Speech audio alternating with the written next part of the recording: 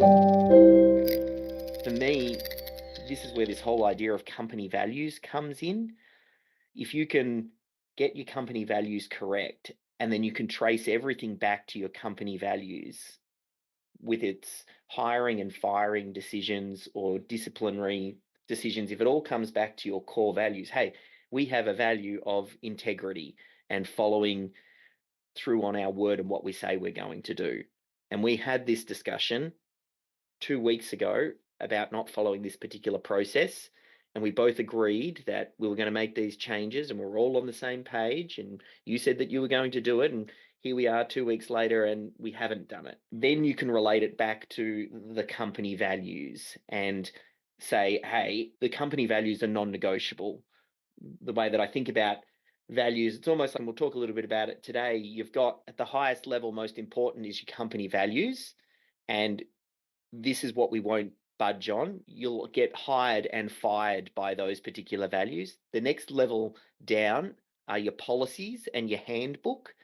That will give you more generalized rules that cover scenarios that aren't detailed specifically in your how-to documents, where maybe you have a policy of great customer service and making sure that we put the customer first and we always make sure that we resolve their issue.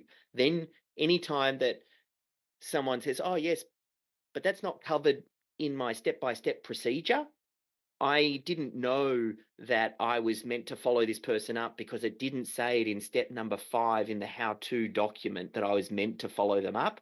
But we have a policy that covers this important topic of following through with our clients. So that's how this idea of values and policies, they're almost like a catch-all when it's not necessarily covered in super great detail in your how-to documents.